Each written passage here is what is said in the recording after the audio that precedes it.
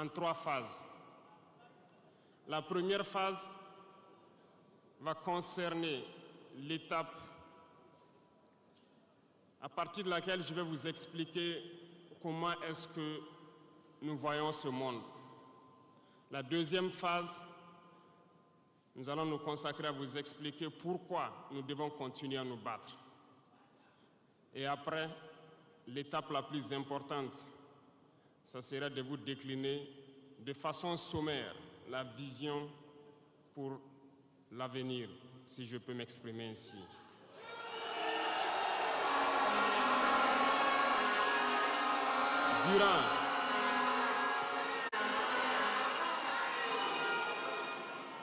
Durant ces 20 et quelques mois passés donc à la tête de l'État, nous avons eu à rencontrer plusieurs hommes politiques venus de toutes parts. Nous avons rencontré des centaines de diplomates venus de toutes parts. Nous avons rencontré des hommes d'affaires venus d'un peu partout du monde. Nous avons été ouverts à tous ces échanges, à toutes ces discussions pour pouvoir apprendre du monde, pour pouvoir comprendre le monde. Et aujourd'hui, je pense que l'occasion est très belle pour que je puisse vous expliquer quelles conclusions nous avons tirées de tous ces rendez-vous que nous avons eus avec des hommes politiques venus de tous les continents, des diplomates venus de tous les continents. C'est très important.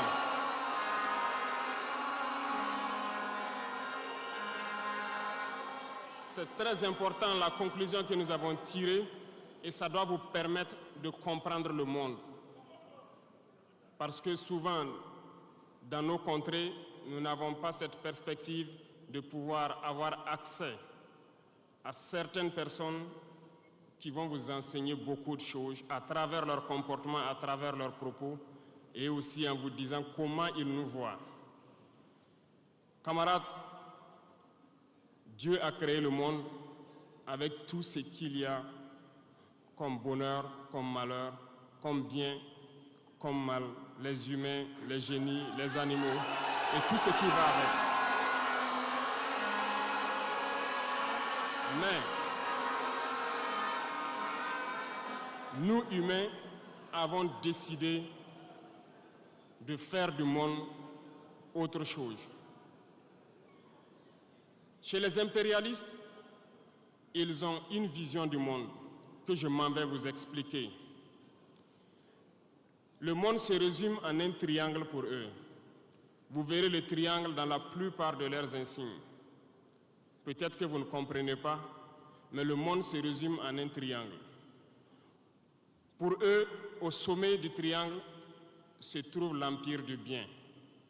Et l'empire du bien, c'est eux. C'est la prospérité, c'est tout ce qui est positif. C'est eux qui ont droit à tout ce qui est bonheur sur ce monde. C'est eux qui ont droit à toutes les richesses. C'est à eux d'imposer leur manière de voir le monde. C'est à eux d'imposer leur vision, leur mode de vie. Voilà pourquoi pendant la colonisation ou leur conquête, je dirais, ils venaient vers nos terres et ils disaient qu'ils ont découvert nos terres parce que pour eux, nous sommes des sauvages. Nous n'avons rien de comme eux, en fait. Donc, ils nous appelaient des indigènes. Et c'est eux, le peuple. Ils s'arrogent tous les droits. Et pour eux, le monde doit marcher comme ce qu'ils veulent. C'est simple. Je prendrai quelques exemples. Regardez à travers leurs films. Ils ont préparé l'esprit de leur peuple pour les faire comprendre qu'ils sont les meilleurs. C'est eux qui doivent tout posséder. Vous ne direz pas le contraire. Dans tous leurs films qu'ils propagent, vous trouverez toujours les méchants. Ce sont soit les Russes, soit les Sud-Américains, soit les Noirs qui jouent les mauvais rôles de trafiquants de drogue, de proxénètes, de trafic d'humains, jusqu'à un passé récent, bien sûr. Vous trouverez les Arabes qui jouent le rôle des terroristes. Voilà un peu comment ils perçoivent le monde.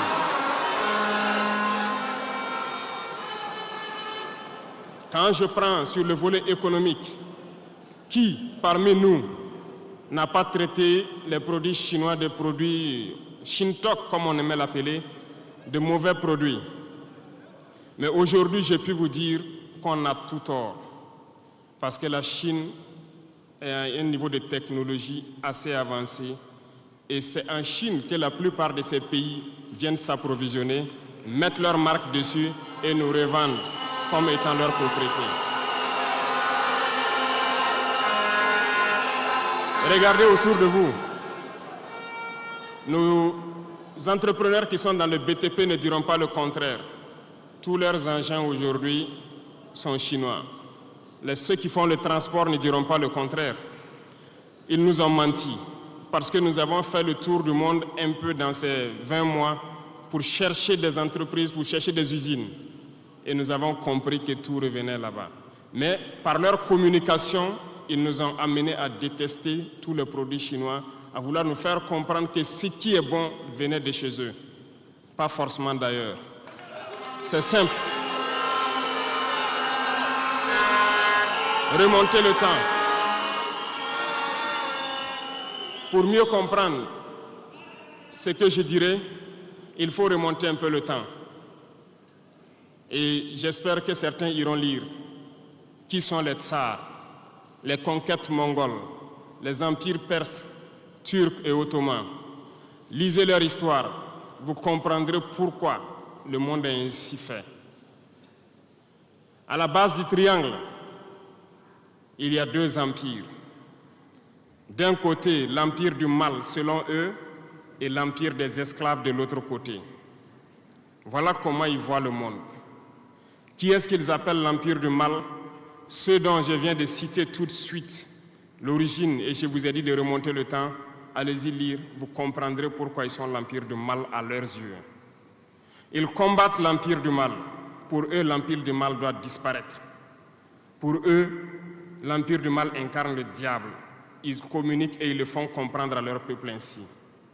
Voilà pourquoi après la Seconde Guerre mondiale, dans les années 80, je prendrai le cas de la Russie où tous les stratagèmes ont été mis en œuvre pour l'effondrer avec le président Gorbatchev. En États-Unis, c'est le président Ronald Reagan qui était à la manœuvre. 3 stratagèmes principaux ont retenu notre attention. Ils sont allés donc au niveau de l'Arabie Saoudite les demander de baisser le prix du pétrole de 35 $ à 7 $ pour faire écrouler l'économie russe. Parallèlement à cela, le deuxième stratagème, n'oubliez pas quelque chose, ces mêmes personnes qui viennent de quitter l'Afghanistan, soit disant qu'ils combattaient les talibans ont été reçus par le président Ronald Reagan à la Maison-Blanche. Ils ont été armés par la CIA. Les fameux missiles Stinger, Sol-Air, ont été livrés aux talibans pour combattre les Russes. Et plus tard, ils viennent supposer les combattre. Allez-y comprendre. Le troisième stratagème, c'était un bluff. Le projet IDS, Star Wars. Lisez, vous comprendrez pourquoi ils ont amené le président Gorbatchev à créer le projet Paulus qui a enfoncé la Russie. Une fois que la Russie s'est effondrée, ceux qui se prétendent être de l'empire du bien ont commencé à juguler, jusqu'à ce que vienne cette équipe avec Vladimir Poutine pour essayer de remonter la Russie en surface.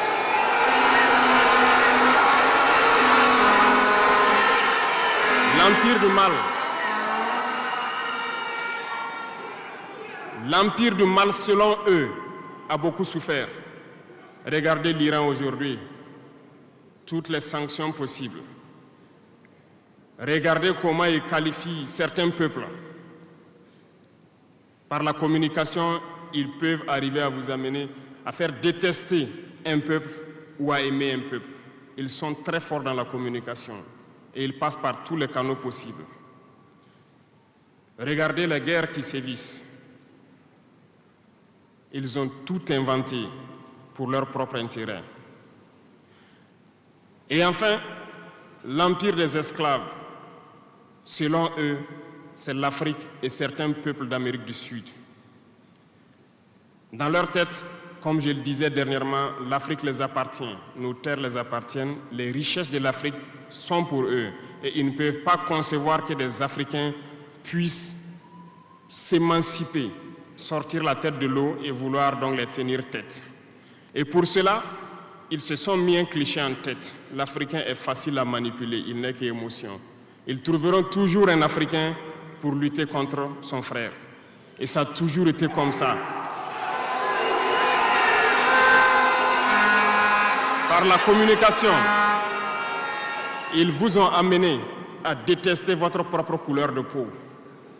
Dans nos cultures et dans beaucoup de cultures au Burkina Faso ici, le deuil était symbolisé par la couleur bleue. Lorsqu'une femme perd son mari, elle portait donc des tenues de couleur bleue pour faire son deuil pendant un temps donné. Ce sont eux qui sont venus vous dire que le noir symbolise le deuil, le diable, la médiocrité, tout ce qui est mauvais. Et malheureusement, nous avons tellement avalé ça que lorsque nous sommes en deuil, nous nous mettons également en noir. Il faut que nous nous réveillons. Il faut que nous nous réveillons parce que voilà le cliché qu'ils ont en tête.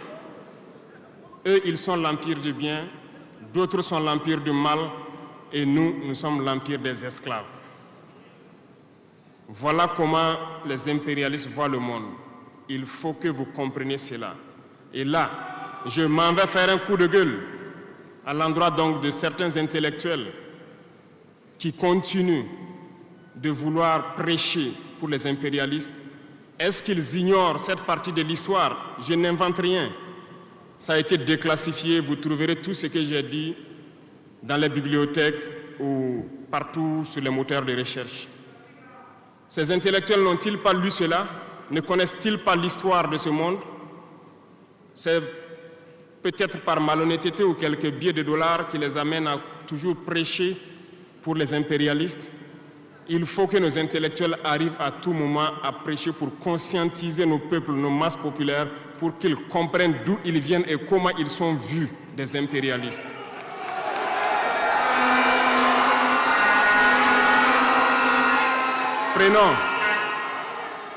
Prenons l'histoire de quelques guerres.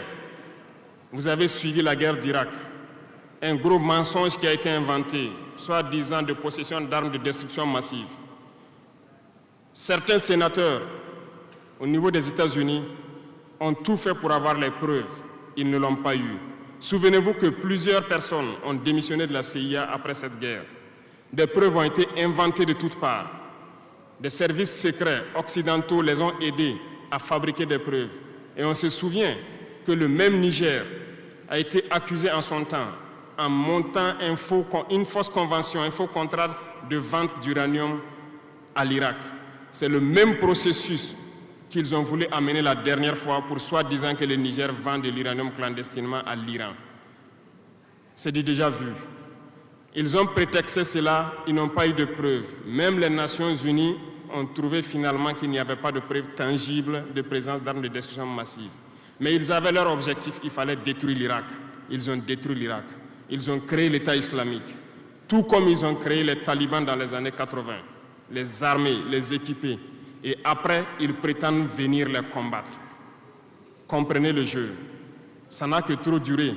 Il faut qu'on se réveille et qu'on comprenne tout ça et que nous prenions conscience de notre situation et nous battre pour notre avenir.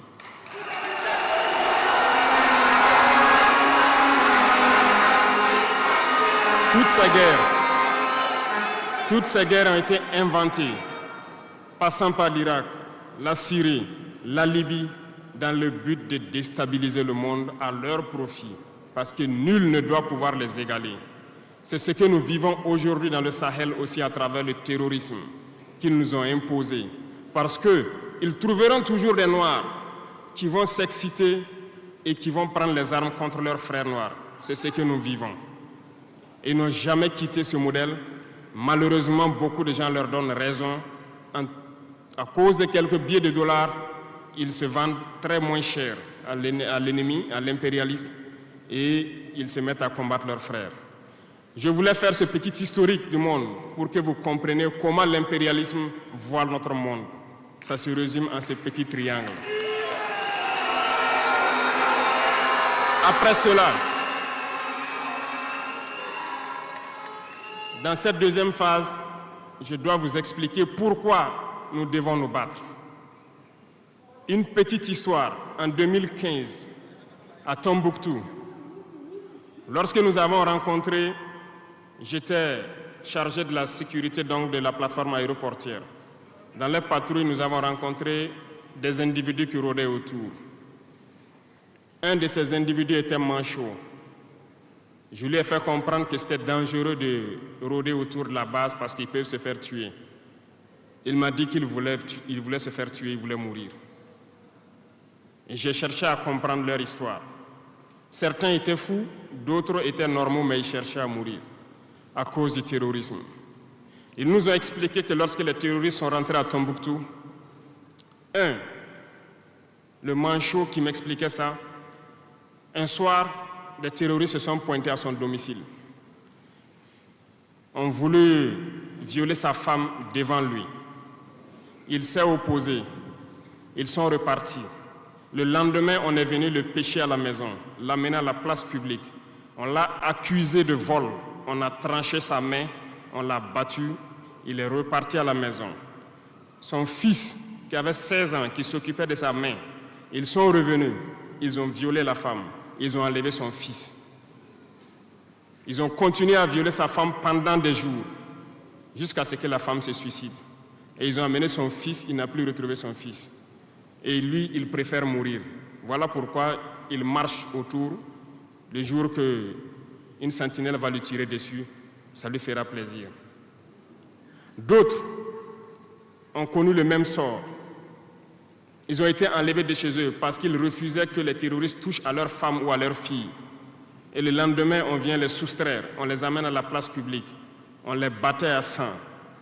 Et après, ils allaient faire leur sale besoin. Beaucoup de familles ont été détruites ainsi. Ce sont des criminels, des violeurs, des bandits, des trafiquants de drogue qui sont armés et qui sèment désolation dans nos contrées. Ils ne le font au nom d'aucune religion. Malheureusement, ici au Burkina Faso, certains villages se sont laissés compromettre par ces individus. Je parle en connaissance de cause. En 2022 à côté, j'ai été chercher avec mon unité dans un village parce qu'ils ne voulaient pas que nous restions là-bas parce qu'ils sont en bonne entente avec les terroristes. Ceux qui m'écoutent, ils savent de quoi nous parlons. Plusieurs autres unités sont témoins. Certains villages ont refusé catégoriquement que des FDS foulent leur sol parce qu'ils sont en bonne intelligence avec les terroristes. Nous leur avons fait comprendre qu'il n'y a pas d'alliance possible avec ces criminels parce que c'est eux qui décident du jour où le pacte se rompt. Plus tard, je pense que beaucoup de villages ont compris cela. Lorsque le pacte s'est rompu, ils sont revenus sur les réseaux sociaux pour appeler au secours. Nous y avons été. Mais c'est pour dire, peu importe ce qu'ils viendront vous dire, peu importe les flatteries possibles, peu importe le pacte que vous avez signé avec eux, le jour qu'ils décident de mettre fin au pacte, ils viendront tuer et mettre fin au pacte. Il n'y a pas d'alliance possible avec les terroristes. Il n'y a pas d'alliance possible avec ces criminels. Ils sont à combattre. Un point, c'est tout.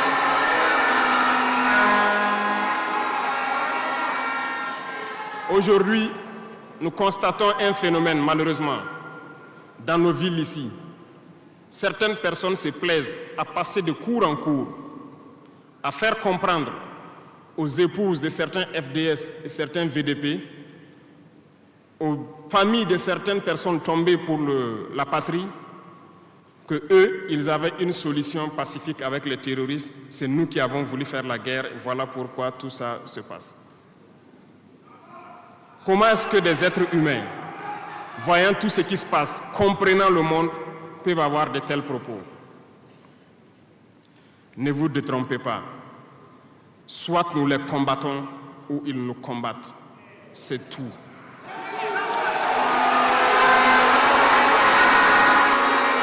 Les gens se cachent.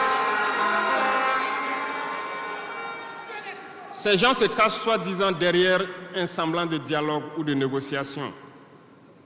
Encore, ils vont vous ramener à traîner dans la boue. C'est ça l'objectif de l'impérialisme, que le fléau dure, que ça dure dans le temps, que vos États ne soient pas structurés et qu'on continue de profiter de vos richesses. Plus ça dure, plus ça les arrange. Et malheureusement, ces individus qui passent de cours en cours font le jeu des impérialistes. S'ils m'entendent, qu'ils arrêtent maintenant. Parce qu'ils iront combattre eux-mêmes.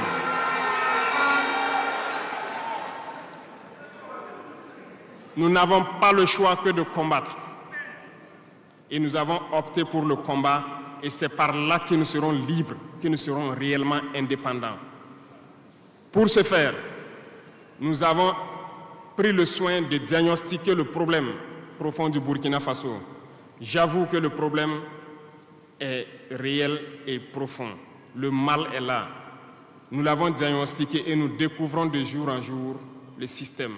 Plusieurs nœuds ont été défaits, mais des nœuds restent à défaire parce que tous les jours que Dieu fait, nous découvrons certaines pratiques. Je peux comprendre, plusieurs décennies durant, ce système s'est installé. C'est devenu comme un gène dans nos ADN. Mais il faut que nous arrivions donc à soustraire ce gène donc de nos ADN et pouvoir construire un Burkina nouveau. Voilà pourquoi dans la troisième phase de mon propos, je m'en vais donc donner des lignes directrices dans certains domaines clés. Nous ne donnerons pas de détails sur notre programme, si on peut le dire ainsi, parce que quand le programme est connu au détail près, ils vont anticiper, ils vont poser des obstacles sur nos routes et nous empêcher d'atteindre nos objectifs. Mais nous pouvons donc nous résumer en quelques mots. Parlant donc du domaine de la défense et de la sécurité, comme vous le constatez, nous avons opté pour le combat. Et pour cela, nous avons doublé presque les effectifs dans nos forces armées. Nous continuons de recruter et je pense que dernièrement, des recrutements ont été lancés côté officiers et sous-officiers et bientôt, dans quelques jours, le recrutement pour au moins 10 000 soldats devrait être lancé. Nous continuerons à renforcer les effectifs pour faire face. Parce que où que vous soyez, malgré le recrutement qui a été fait, il y a toujours le besoin de militaires. Partout au Burkina Faso, certains villages continuent de vouloir la présence militaire. Donc, il y a lieu de continuer à recruter et à équiper. Et je peux vous assurer que nous sommes sur cette lancée. Depuis janvier 2023, nous avons pu lancer un programme d'équipement. C'est vrai, le monde est fou. Il y a la guerre partout. Aucune nation ne prend son équipement et vendre. On fabrique pour vous. Ce qui a fait que ces équipements ont traîné près de 18 mois, mais les premiers ont commencé à venir, comme vous avez pu le constater la dernière fois. Et les équipements vont continuer à venir. Parce que nous voulons que le niveau de notre armée atteigne un niveau jamais égalé dans la sous-région.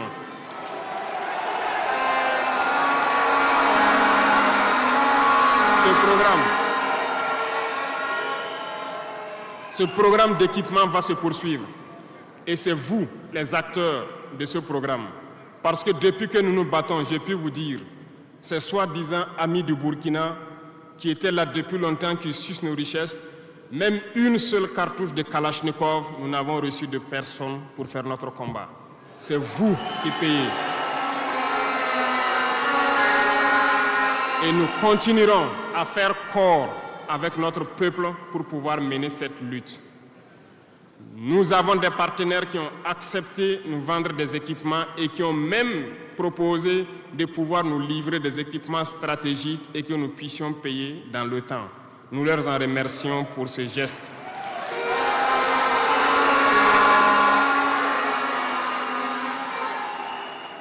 Et nous disons encore merci au peuple qui a compris le sens du combat, qu'il faut que nous nous battons.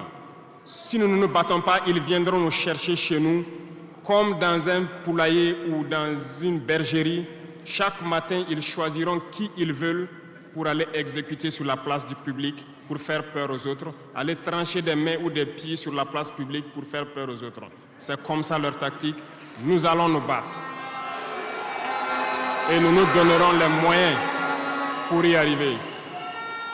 S'il arrive demain que nous sommes coincés dans une certaine lancée, nous viendrons encore vers le peuple et demander encore plus de sacrifices pour pouvoir atteindre l'objectif.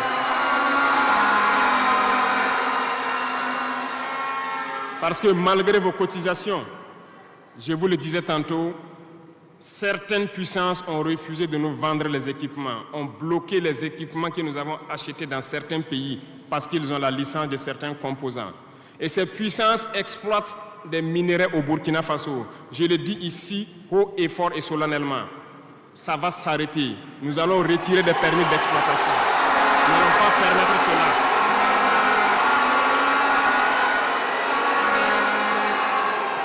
Vous ne pouvez pas exploiter nos ressources et refuser de nous vendre des équipements, faire bloquer nos équipements. Nous n'allons pas accepter qu'ils s'attendent. Nous allons récupérer nos permis d'exploitation et nous allons l'exploiter nous-mêmes.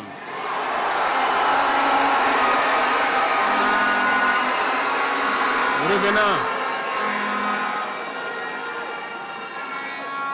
Pour conclure sur le volet donc de la défense, nous n'allons pas trop nous étaler là-dessus, mais sachez que tout ce qui est déjà arrivé, les hommes sont en formation là-dessus, d'autres équipements viendront et cette guerre, nous allons la mener. Beaucoup de stratégies ont été déjà écrites et nous les adaptons au fur et à mesure du comportement de l'ennemi. Et nous allons vaincre très prochainement ce terrorisme ici au Burkina et même dans l'AES.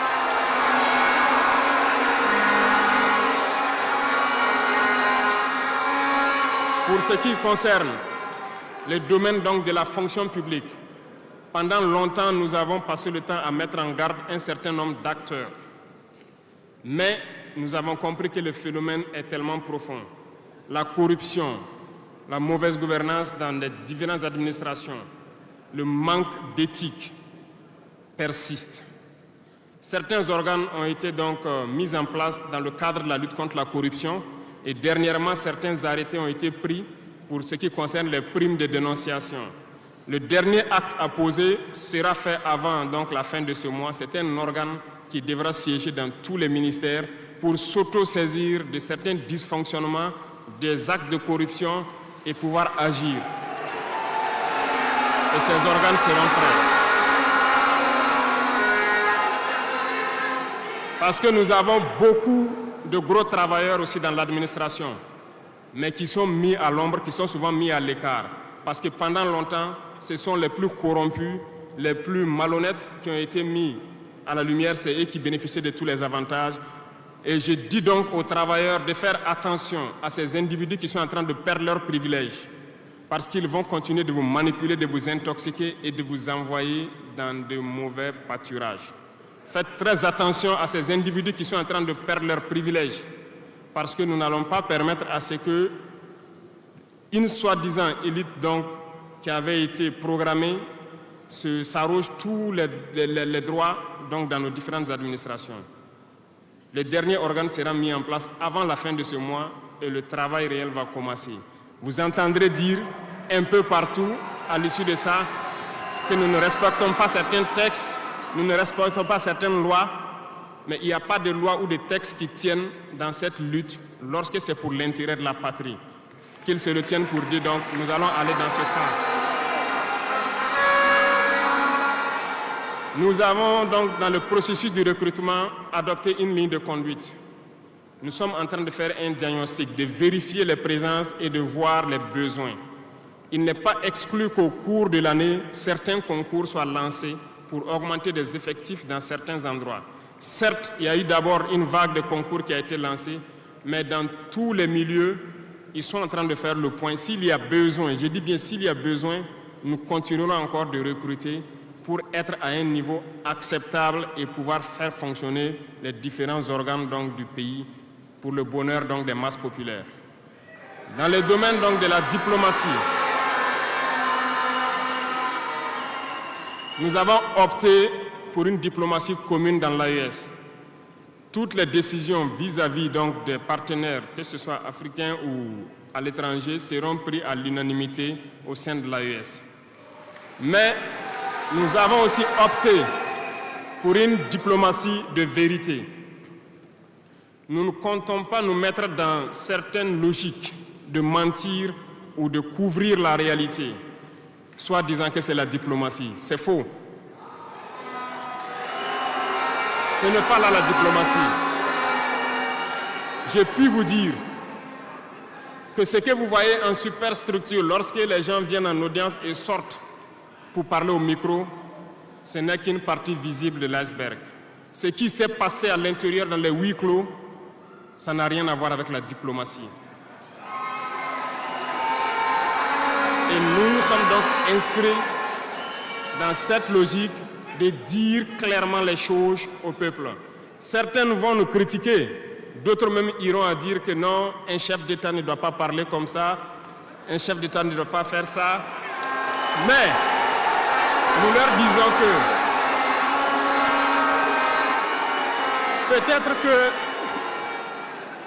peut-être que ces gens qui critiquent de cette façon lorsque nous disons la vérité, peut-être qu'ils ont une école où ils ont appris à être chef d'État, comment le chef d'État doit être. Sinon, je n'ai pas encore vu cette école.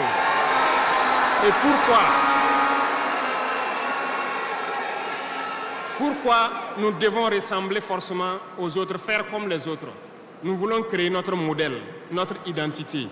Et je pense que le Burkinabé, par définition, c'est l'homme intègre.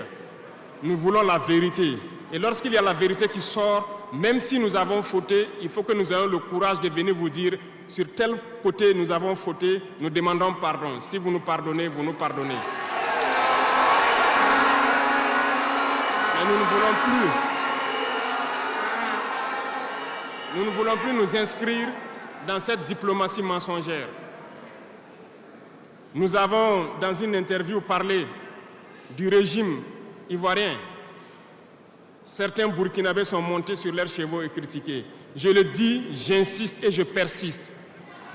Nous n'avons rien contre le peuple ivoirien, mais nous avons quelque chose avec ceux qui dirigent la Côte d'Ivoire.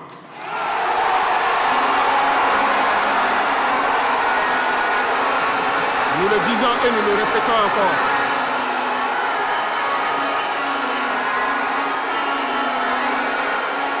Laissez-moi vous dire quelque chose. Permettez-moi de vous dire quelque chose.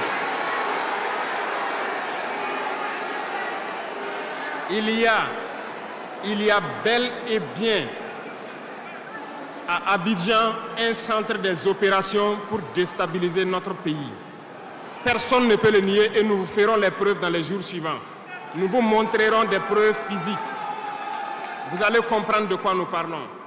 Personne ne viendra nous dire qu'au Bénin, il n'y a pas de base française dirigée contre nous. Nous avons les preuves sous la main. 2 bases importantes.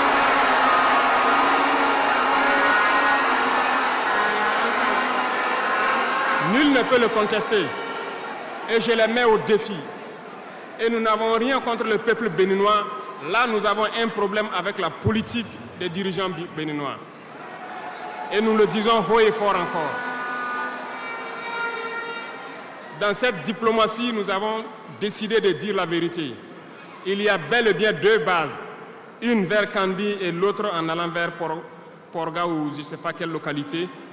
Des pistes ont été réaménagées à plus de 3000 mètres de long. Des avions atterrissent, les gens équipent et forment les terroristes là-bas. Nous avons des enregistrements audio d'agents français au Bénin là-bas qui se jouent le centre des opérations des terroristes. Ils montent les opérations avec eux. Ils les aident à se soigner. Ils font tout ce qu'il y a là-bas. Nous avons tous les détails sur eux. Et vous ne voulez pas qu'on le dise à notre peuple? On va le dire. Si vous ne le voulez pas,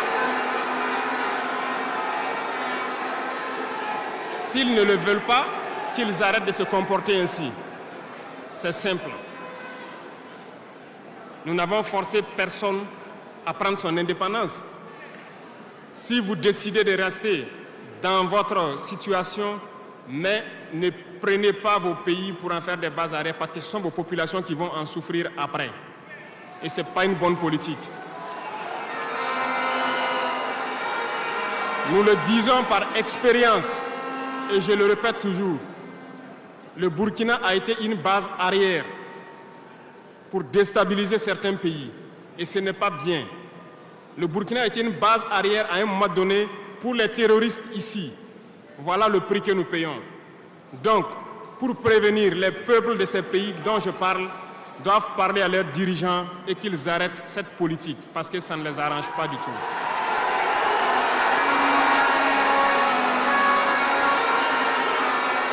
Pour venir, dans le volet communication et culture, nous avons lancé plusieurs initiatives. Au cours de l'année 2024, vous avez pu célébrer avec nous donc, le mois donc, de consommation locale. Nous avons eu les journées traditionnelles, le mois du patrimoine. Beaucoup d'activités ont été menées. Nous allons continuer à ramener donc, en surface, donc notre culture, parce que c'est de là que nous retrouvons notre identité. Nous allons continuer des actions dans ce sens, à mettre en valeur notre culture, à mettre en valeur donc nos coutumes et à mettre en valeur le vivre burkinabé. Et nous souhaitons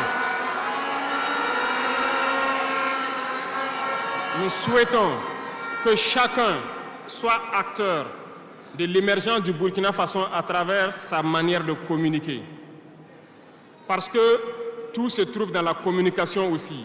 Vous avez suivi dernièrement la guerre communicationnelle qui a été dressée contre nous et ça continue, ça ne va pas s'arrêter.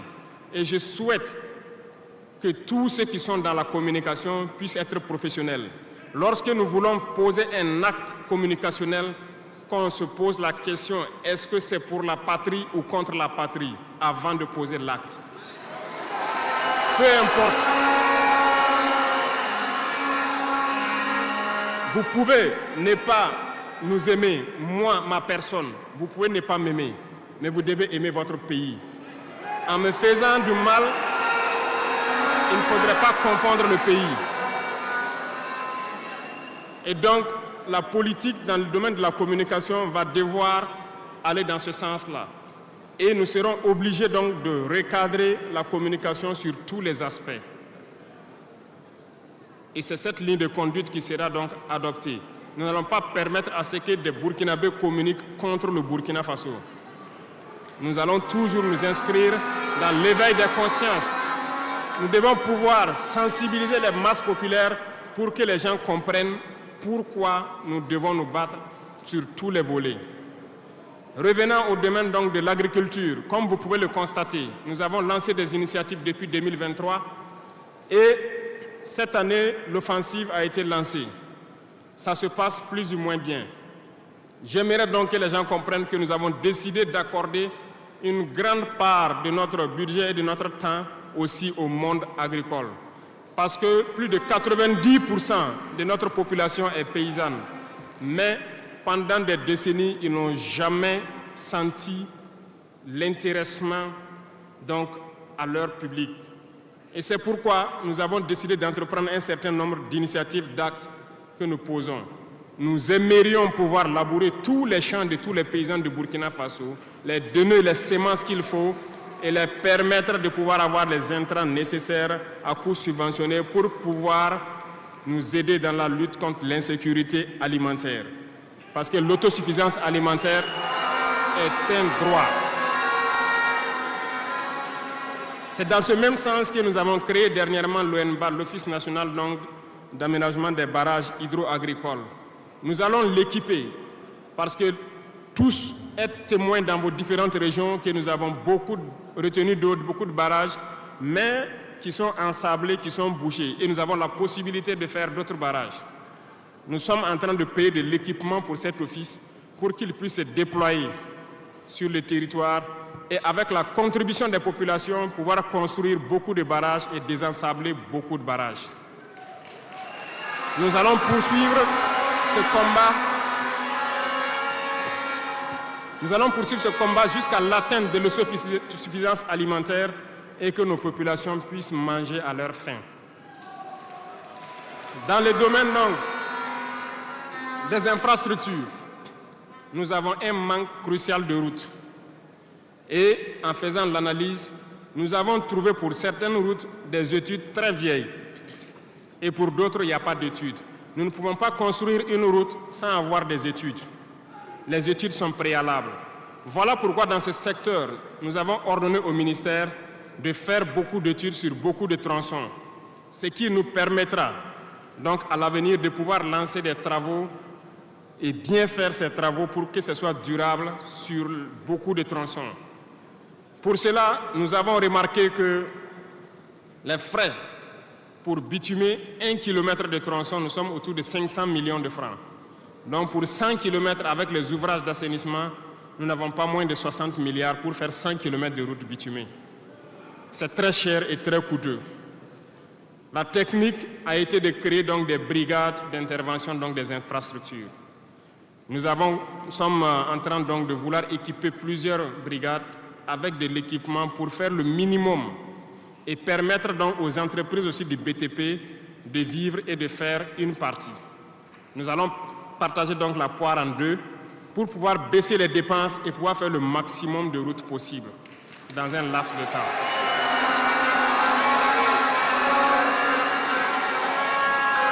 Cela donc a déjà commencé et nous allons poursuivre au cours donc de ces 5 années dans ce processus pour que dans toutes les régions, nous puissions quand même pouvoir rallier le maximum de chefs-lieux de province et que nous puissions faire écouler nos marchandises et que les personnes puissent se déplacer sereinement.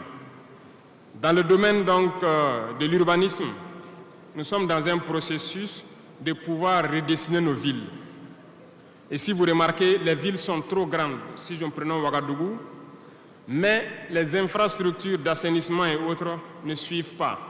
Ça fait que nous pataugeons dans la boue et nous n'avons pas assez d'assainissement. Ça nous crée beaucoup de maladies qui peuvent donc amener des épidémies. Nous avons un processus de pouvoir concentrer les villes à travers donc des constructions à hauteur. Pour cela, nous avons un plan que nous avons établi pour pouvoir aller d'un quartier et concentrer le maximum et maintenant étendre aux autres quartiers. Certainement, si les gens sont déplacés dans ces quartiers, beaucoup de terres vont se libérer pour pouvoir maintenant dessiner de bons plans pour nos villes. Nous allons commencer par des villes, un certain nombre de villes d'abord, et pouvoir l'étendre à toutes les autres villes. L'urbanisme doit pouvoir donc nous amener à jouer sur le volet de la santé. Parce que si l'urbanisation est bien faite, il y a un bon nombre de maladies telles que la dengue, le choléra et certaines maladies liées aux eaux sales qui stagnent dans nos rues. Nous allons donc avoir un bon résultat dans le domaine sanitaire. Ce qui m'amène donc dans le volet de la santé. Nous avons décidé depuis un temps de rehausser le plateau technique d'un certain nombre de CHR, d'équiper certains centres donc de scanners et d'appareils qui puissent permettre aux citoyens d'avoir des examens adéquats et à moindre coût. Nous allons continuer dans ce processus. Voilà pourquoi nous avons lancé l'initiative présidentielle pour la santé au Conseil des ministres passé. Il s'agira de créer ce que nous avons appelé des centres de santé communaux.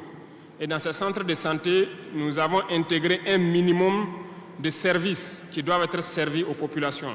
Il s'agira de l'imagerie, c'est-à-dire tout ce qui est échographie et radiographie, des banques de sang et aussi des laboratoires, pour que les populations des différentes provinces et communes, certaines communes, n'aient pas à se déplacer ou avoir besoin d'ambulance pour une transfusion sanguine, amener des malades vers certains centres, qui peuvent d'ailleurs ne pas arriver à cause de l'état de la mauvaise route. Donc, cette initiative est déjà lancée et nous allons faire en sorte que nous puissions commencer avant la fin de l'année la construction des premiers centres et leur équipement. Nous allons le poursuivre au fur et à mesure jusqu'à la limite donc de nos moyens pour pouvoir donner une santé, un système de santé fort à toutes nos populations. Nous ne voulons pas voir quelqu'un quitter sa localité pour venir vers un CHR pour une radio ou pour une transfusion sanguine. Donc, c'est bien possible. C'est bien possible parce que je reviens encore à nos impérialistes qui nous ont pillés pendant longtemps. Regardez, leurs simples hôpitaux pour leurs animaux sont plus équipés que nos centres de santé. Ce n'est pas concevable. Nous pouvons atteindre ce niveau et nous avons décidé de nous battre pour atteindre ce niveau. Le ministère a été instruit aussi de former le personnel nécessaire pour équiper ces centres-là au fur et à mesure que nous les mettons en place, parce que ça nécessite des professionnels engagés. Et pour être plus pointu, nous avons remarqué que nous avons des médecins assez posés, prenant l'exemple de ceux qui opèrent le cœur. Nous sommes en train donc de les accompagner pour pouvoir avoir un institut vraiment assez équipé et les permettre de faire certaines chirurgies du cœur sur place parce qu'ils en ont la capacité. C'est l'équipement qui les manque. On attend leur point de situation pour pouvoir les aider et les soutenir. Beaucoup d'autres spécialités ont fait leurs preuves et nous ferons tout pour les accompagner donc dans ce sens. Dans l'initiative, il est prévu aussi des centres de réanimation dans certains CHR qui n'en disposent pas. Parce qu'il nous a été dit qu'après plusieurs opérations, des patients souvent décèdent du fait de manque de centres de réanimation. Donc c'est un tout complet que nous sommes en train de mettre en œuvre pour pouvoir renforcer le système de santé. Et nous sommes convaincus que si les Burkinabés mangent à leur faim et que l'urbanisation est bien faite, nous avons déjà gagné en termes de santé sur beaucoup de plans. Et il faut l'accompagner maintenant avec l'équipement.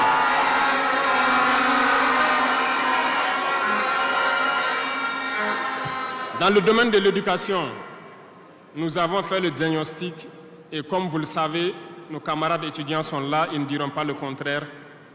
Comment quitter ces chevauchements d'années, comment refaire le système? Eh bien, nous avons abouti à une conclusion.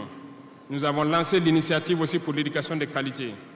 Ça va intégrer tous les volets, de la maternelle jusqu'à l'université. Les premiers bâtiments devront donc pousser aussi avant la fin de l'année. Nous avons opté pour des constructions en hauteur, pour rassembler le maximum d'élèves sur des superficies données, pour permettre un contrôle approfondi et judicieux de l'enseignement, parce que l'enseignement, c'est aussi de l'éducation. Et au finish, nous devrons avoir des complexes dans la plupart de nos communes, qui vont de la maternelle jusqu'au secondaire, et les centres universitaires doivent voir leur capacité augmenter aussi.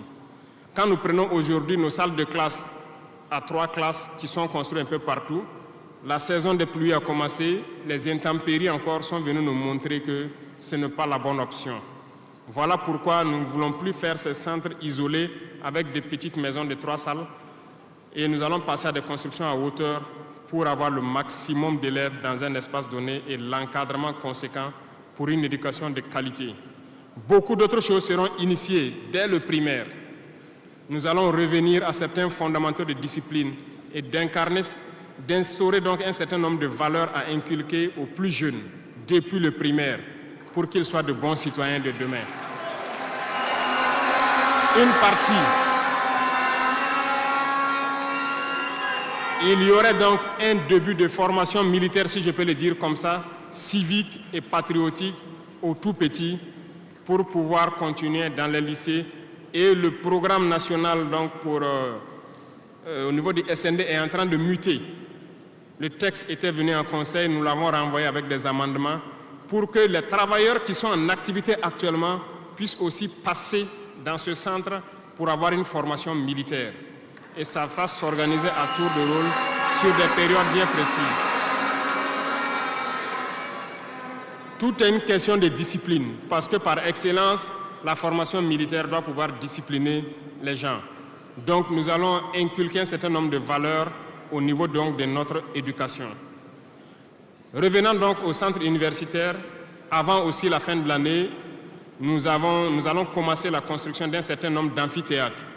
Et plus tard, lorsque les moyens le permettront, nous partirons sur le volet donc de la restauration et aussi des cités au niveau donc des différents centres universitaires.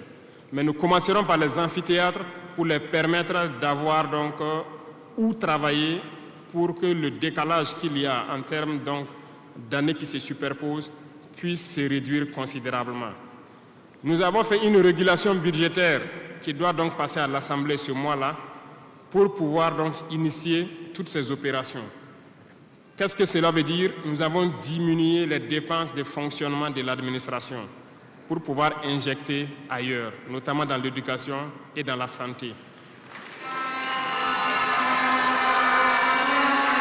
Ce programme donc, est prêt, il a été lancé et dans les jours à venir, vous serez témoins de l'évolution donc, de tout ce que nous sommes en train de vous dire. Et nous poursuivrons ce schéma tout au long donc, de ces 60 mois qui nous a été consacré. Revenant donc au domaine donc, des mines, je le disais tantôt, nous avons adopté une nouvelle politique. Le Burkina regorge de beaucoup de sortes de minéraux, mais il y a quand même un minéral pour lequel il n'y a plus de secret pour les Burkinabés. Et je m'en vais là saluer donc nos vaillants orpailleurs, très courageux, qui arrivent à rentrer dans les profondeurs de nos terres pour sortir ce minéral-là. Nous nous sommes dit, pourquoi continuer à laisser des multinationales étrangères venir puiser notre or pendant que nous savons l'exploiter nous-mêmes? Voilà pourquoi nous avons ordonné au ministère de réorganiser les orpailleurs et le gouvernement va prendre en compte l'exploitation de l'or. Plusieurs permis, comme je le disais, seront retirés de certaines personnes et nous allons l'exploiter nous-mêmes. Nous allons nous équiper.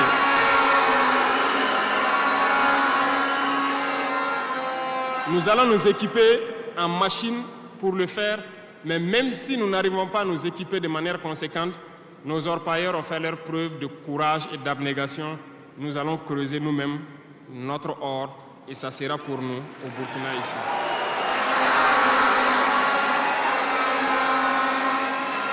Pour les autres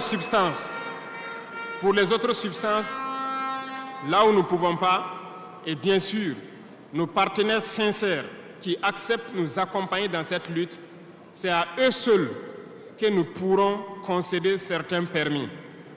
Parce qu'ils ont accepté de nous accompagner dans la lutte pour notre souveraineté, dans la lutte contre le terrorisme. Et nous avons édicté un nouveau code donc, minier qui est actuellement à l'Assemblée et j'espère qu'il sera voté donc, dans la semaine prochaine pour imposer un nouveau modèle aux différentes entreprises qui vont venir pour exploiter l'or ici, pour que le maximum de profit soit pour l'État. Et dans le volet donc, de l'énergie, comme vous l'avez constaté, nous avons de sérieux problèmes d'énergie. L'accroissement de la population n'a pas été suivi par une politique énergétique. Aujourd'hui, lorsque les pics de chaleur arrivent, il y a des délestages en permanence, beaucoup d'activités souffrent. Nous sommes en discussion avec des partenaires qui sont actuellement même au Burkina pour pouvoir construire dans l'urgence donc des centrales thermiques de très grande capacité. Et nous voulons donc voir avec eux comment on peut réduire les délais de construction. Les discussions portent actuellement sur la réduction des délais de construction et le modèle financier que nous allons mettre en place. Nous espérons aboutir à ça en attendant que notre processus, qui peut paraître long, des centrales nucléaires, puisse donc voir le jour. Sur ce volet aussi, ça se poursuit très bien. Sur ce volet, nous pouvons vous assurer que ça se poursuit très bien et nous sommes en train de vouloir mettre en place, sur place ici, une unité, si je peux dire, pour former des Burkinabés qui doivent prendre le relais, qui doivent suivre tout ce qui est processus de construction et prendre le relais, le transfert de compétences. Donc, ça va prendre vraiment un processus assez scientifique pour que nous puissions, à l'avenir, lorsque la centrale sera là, que dans un futur pas loin, ça soit la propriété exclusive des Burkinabés, que les ingénieurs burkinabés se l'approprient et pouvoir le mettre en œuvre, pouvoir l'entretenir.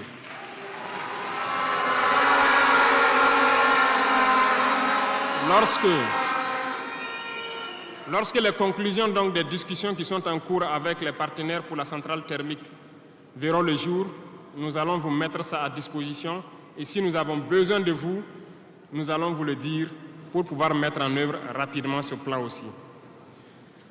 Parlant donc du domaine de l'économie qui tient beaucoup à cœur. Nous sommes en train de mettre en place un processus. Le paiement donc de la dette intérieure a commencé un peu avec les plus petites dettes. Les factures de moins de 100 millions ont été payées et nous poursuivons au fur et à mesure parce que ça doit permettre de soulager le secteur privé et de pouvoir donc relancer l'économie. Actuellement, nous allons nous tourner rapidement vers les sociétés d'État. Leur assemblée générale vient de finir, comme vous l'avez constaté. Elles fonctionnent très bien et elles ont fait de très bons résultats. Nous allons partir donc des sociétés d'État, soustraire un peu sur leur DAT pour soulager l'économie et faire tourner, soulager la dette intérieure et faire tourner l'économie.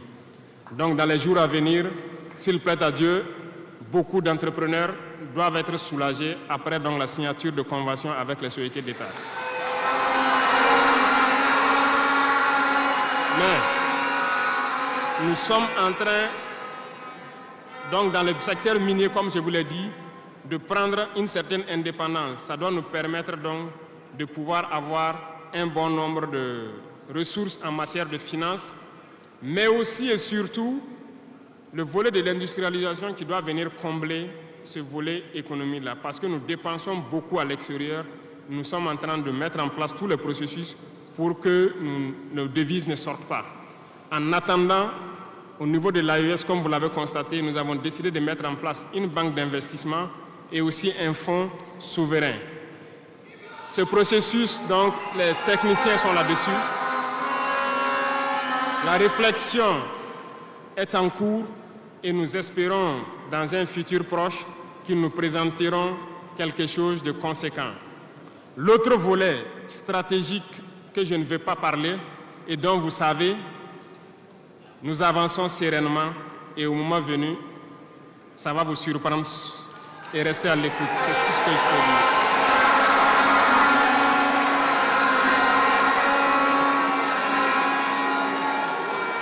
Dans le volet commerce et industrialisation, nous avons aussi posé les diagnostics, comme je vous le disais. Actuellement, comme vous le constatez, nous avons énuméré un bon nombre de produits que nous importons de l'extérieur.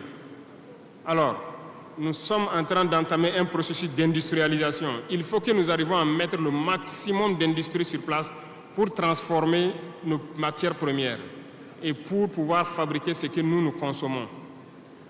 Nous sommes dans ce processus et nous discutons avec beaucoup de partenaires pour avoir le maximum d'industrie sur place. Cela va faire en sorte que nos devises ne sortent pas et que l'économie tourne bien et que aussi nous puissions avoir de l'emploi pour les jeunes. C'est dans ce cadre que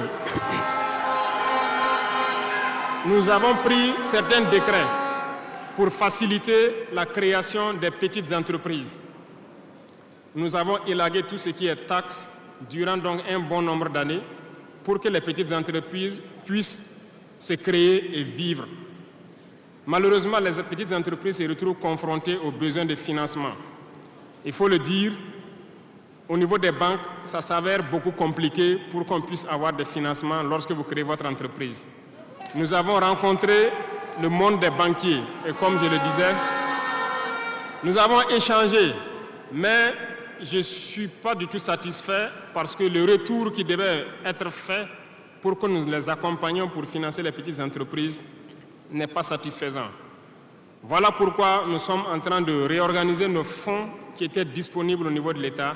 Nous les avons rassemblés en un certain nombre de fonds, tant au niveau de l'agriculture, tant au niveau donc du ministère de l'Emploi, pour pouvoir prochainement ravitailler ces fonds-là et pouvoir permettre aux jeunes qui créent les entreprises d'avoir des crédits et de pouvoir se lancer. Donc, et je profite interpeller donc le monde donc encore des banquiers de revenir avec des propositions parce que nous avons des solutions, mais peut-être pas de bonnes solutions pour eux. Mais il faut qu'ils reviennent un peu pour nous appuyer à pouvoir aider les jeunes à s'en sortir. Le cas échéant, nous serons obligés de mettre en place un plan, peut-être qui ne va pas plaire, mais nous serons obligés.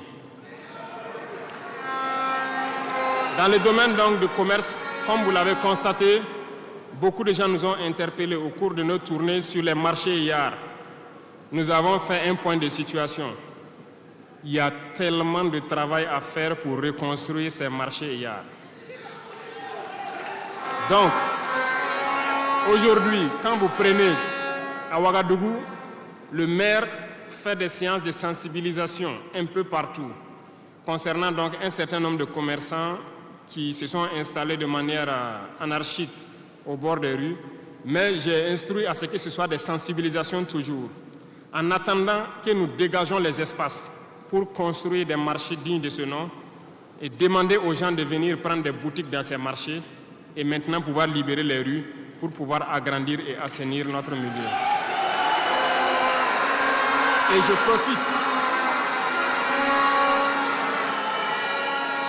profite donc vous demander, vous aussi, population des villes, de nous aider dans cette phase de sensibilisation en vous sensibilisant vous-même pour ne pas aller construire autour des poteaux de la Sonabel qui sont un danger pour vous-même, de ne pas aller construire sur les caniveaux d'évacuation d'eau. Et je compte sur vous pour qu'on puisse donc atteindre cet objectif-là.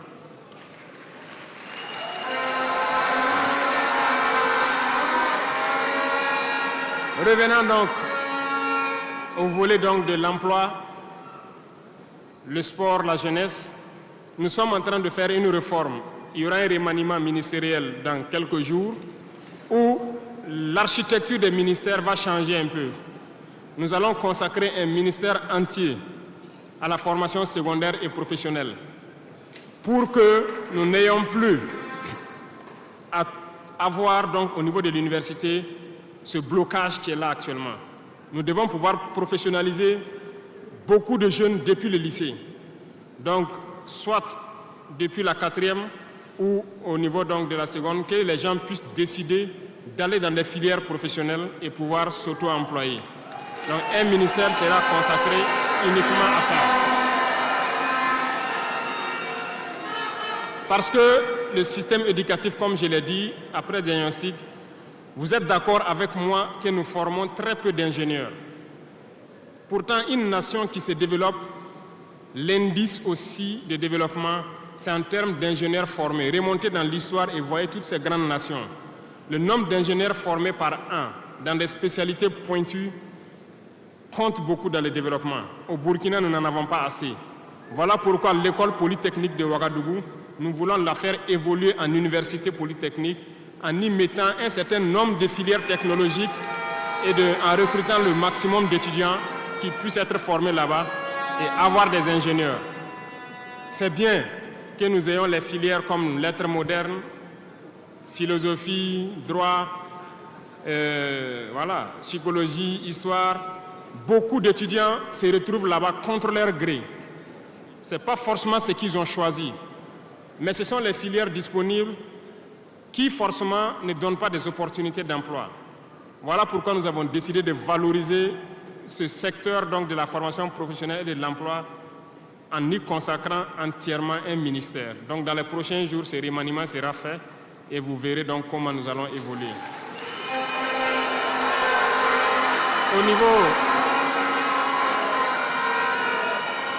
Au niveau du sport, la jeunesse et le sport, nous avons jugé nécessaire qu'il faut reprendre la main. Il faut reprendre la main pour recadrer.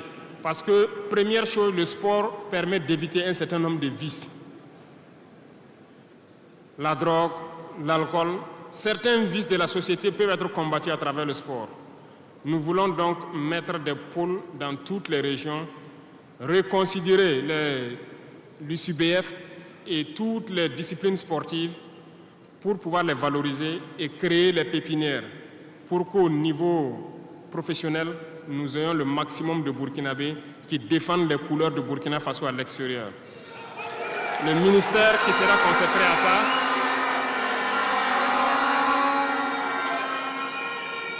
donc, il y a beaucoup déjà de textes qui ont été écrits et nous allons mettre en œuvre cela dès les prochains jours après le remaniement pour créer nous-mêmes ces espaces-là.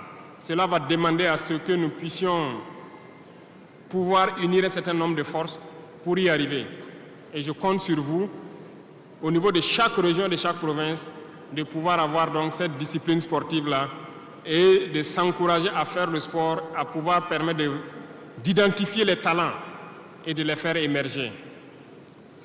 Donc, certains volets de la gouvernance, tels que la transition digitale, nous n'allons pas nous évertuer là-dessus parce que c'est un processus un peu nouveau. Nous sommes dans la dématérialisation pour pouvoir lutter contre la corruption et aussi faciliter beaucoup de choses aux usagers. Le processus a déjà été lancé et vous voyez tous les jours les applications qui sont créées qui nous permettent donc de pouvoir faire faciliter un bon nombre d'activités au niveau des usagers. Même au niveau de la justice, vous avez pu voir que les casiers judiciaires et les certificats de nationalité aujourd'hui peuvent s'obtenir facilement en ligne. Donc nous allons continuer dans ce processus également.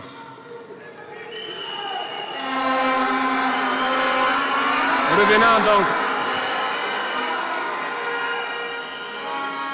au domaine donc de l'humanitaire, nous avons donné donc instruction au ministère. C'est le ministère de la Femme, du Genre, de la Cohésion sociale et de l'action humanitaire. C'est eux qui traitent toutes ces questions. Mais nous avons décidé dans une première phase de nous concentrer sur l'action humanitaire, notamment soutenir les populations qui retournent dans leur village.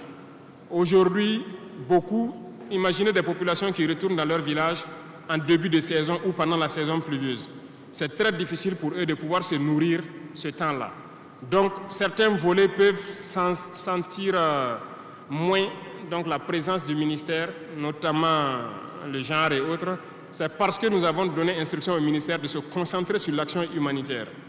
Au fur et à mesure que les villages rejoignent, que les villages puissent avoir le minimum pour survivre. Et là, à partir des moments, nous pourrons donc nous intéresser à tous ces volets. Parce que la cohésion sociale dont nous parlons ne peut advenir que lorsque les gens mangent à leur faim d'abord. Un pauvre et un riche ne peuvent pas s'asseoir sur la même table et parler. Si l'un a faim et l'autre... Voilà, c'est compliqué. C'est ce que je passe mon temps à dire à tous ceux qui viennent nous parler de cohésion sociale. Quelqu'un ne peut pas avoir faim et quelqu'un qui mange à sa faim, vous voulez les asseoir pour parler à la même table, ce n'est pas possible. Il faut que tout le monde ait à manger d'abord.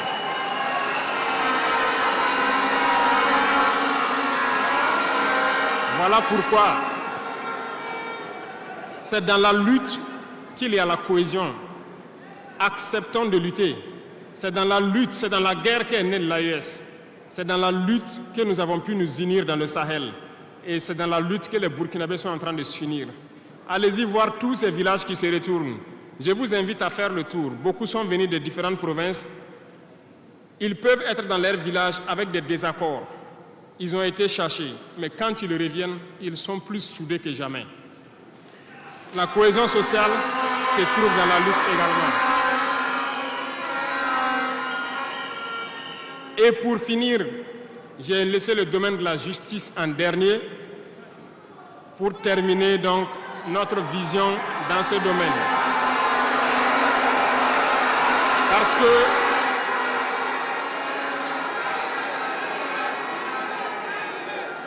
Parce que nous avons un sérieux problème dans ce volet. Nous avons entamé des réformes. Nous avons vu des écrits, nous avons vu des comportements de certains syndicats du monde de la justice. Très bien, certains ont tenté de boycotter tout ce qu'ils peuvent, mais comme le disait Diop, avec ou sans eux, nous allons avancer.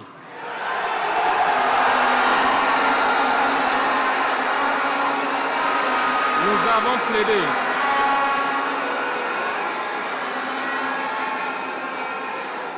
Nous avons plaidé pour une justice juste, si on peut le dire.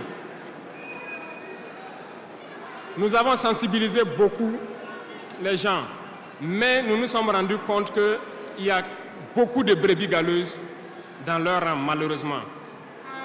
Nous ne pouvons pas comprendre que, malgré tout ce que nous disons, il y a une justice pour le pauvre et une justice pour les riches. Ça ne peut pas continuer. Lorsqu'on le dit, ils disent que nous ne devons pas parler de ça. Nous allons parler de ça et bien même. Parce que, remarquez jusqu'au jour d'aujourd'hui, lorsqu'un citoyen lambda, qui ignore la loi d'ailleurs, même si on dit nul n'est censé ignorer la loi, un citoyen lambda a un problème en justice, on peut l'attraper, le mettre en prison sans jugement pendant longtemps d'abord. Mais lorsque un autre citoyen a un problème en justice, pour peu qu'il puisse mobiliser 1, 2, 3 avocats, son dossier est rapidement pris en compte, jugé rapidement, pendant que le pauvre, lui, il croupit d'abord en prison. On ne peut pas accepter ça.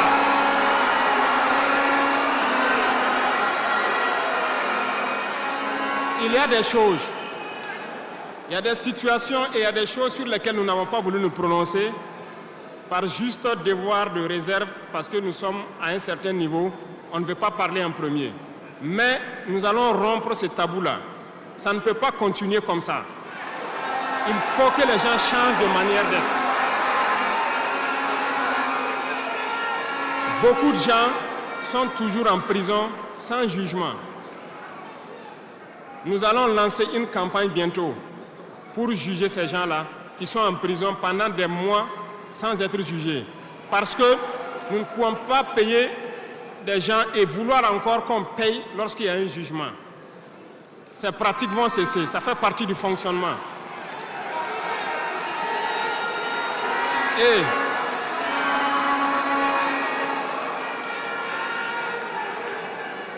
malheureusement, je le dis haut et fort, et j'invite donc les magistrats qui sont sincères là, voilà, à donner le temps aussi et à quitter dans une certaine logique.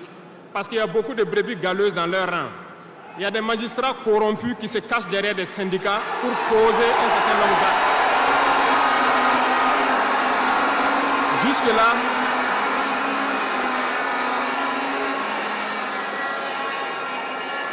Jusque-là, nous sommes restés dans une certaine logique d'essayer de respecter certaines règles. Mais je veux qu'ils comprennent. Ce n'est pas parce qu'ils savent parler, nous savons parler. Si quelqu'un continue dans cette logique, à chaque instant, nous serons devant le peuple pour les expliquer pourquoi nous avons violé telle décision de justice, tant que ça ne va pas rencontrer l'assentiment du peuple. Parce que c'est le terme qui existe.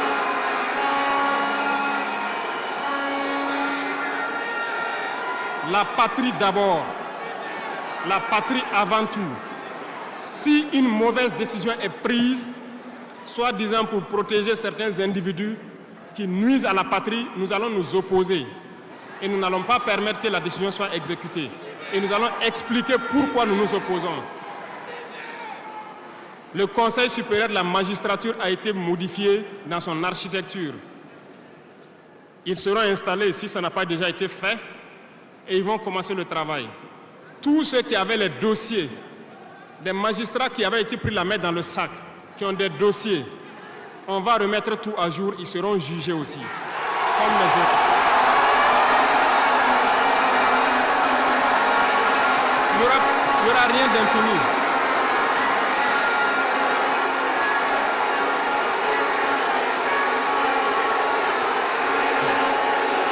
Ils sont au courant.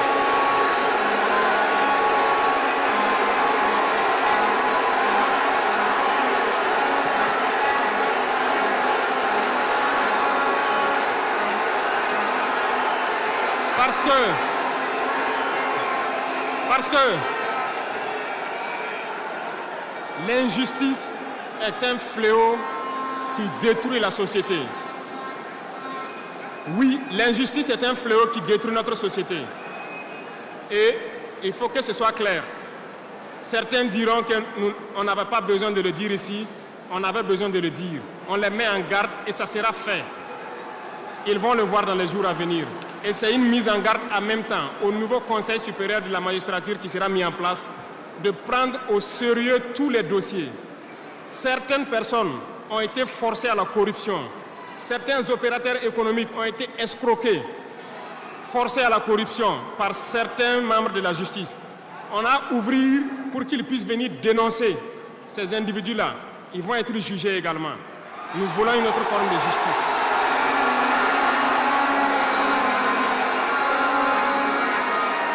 Nous ne le faisons pas pour nous-mêmes. Nous ne le faisons pas pour nous-mêmes, mais nous le faisons pour la masse. Parce que les deux catégories de citoyens, cette minorité qui se retrouve être la minorité dirigeante et la majorité qui est la masse populaire paysanne qui croupit dans les villages, nous n'allons pas permettre à ce qu'il y ait cette distanciation en matière de justice. Donc, j'ai laissé la partie de la justice en dernière partie pour les dire que la bataille sera lancée. Et nous comptons sur les magistrats honnêtes pour faire le travail honnêtement et expédier de leur rang les corrompus, les vendus et les escrocs. Nous n'allons pas continuer à les embourgeoiser, à les enrichir. On va nettoyer. Et s'il faut que...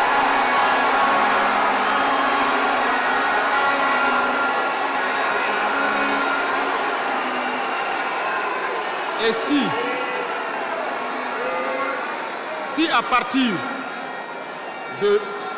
si à partir de ces propos que je tiens aujourd'hui, certains décident de faire des mouvements d'humeur ou de ne pas travailler, ils sont libres.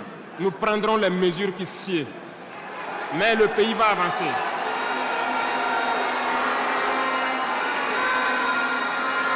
Tout Burkinabé a besoin de dignité. Tout Burkinabé a besoin de vivre en paix. Et la justice doit se donner en tenant compte de certaines valeurs. Nous avons vu des familles qui ont été détruites à cause de petites décisions de justice qui ont détruit cela. Je prends pour exemple, pour une simple bagarre au quartier. Une simple bagarre au quartier, on prend quelqu'un pour coups et blessures, on le met en prison, on ne se rend même pas compte que ce sont ces femmes et ces enfants qui vont périr dans la misère. On détruit des familles pour ça. Nous avons interpellé à relire le code pénal et c'est en relecture. Nous allons changer carrément le modèle de justice. Parce que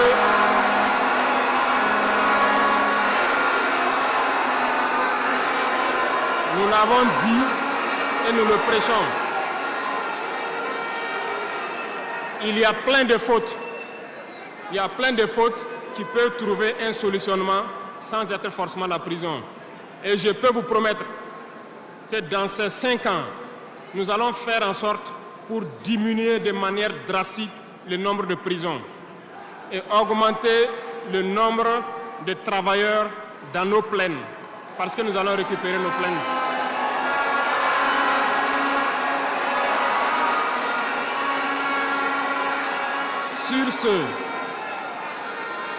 Sur ce, nous n'allons pas donc nous détailler sur tous les aspects. Nous allons nous arrêter là parce que vous avez beaucoup de questions sûrement à poser sur ce que nous venons de dire et nous allons vous apporter les réponses claires, simples et limpides. Merci beaucoup et je vous laisse la parole.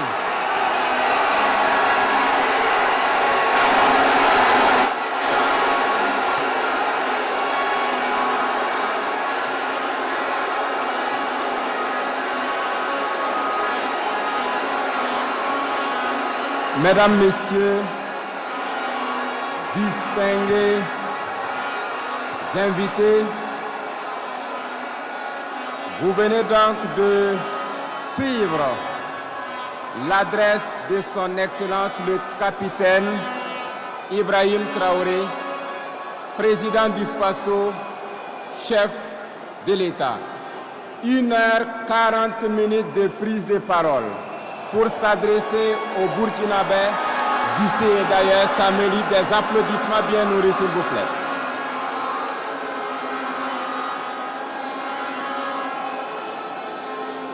Mesdames, Messieurs, éminentes personnalités, c'était la première partie de cette rencontre.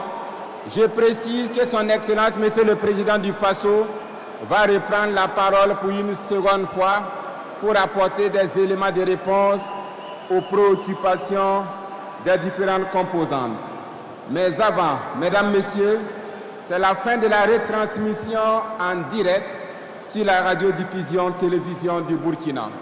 À vous, auditeurs et téléspectateurs, merci de nous avoir suivis.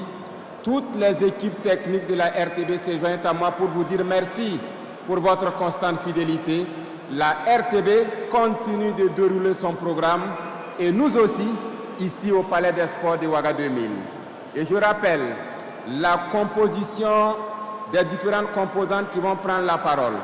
La chefferie coutumière et traditionnelle, le monde rural, le secteur privé, la coordination des associations de femmes, le Conseil national de la jeunesse, la coordination des associations de veille citoyenne, les personnes vivant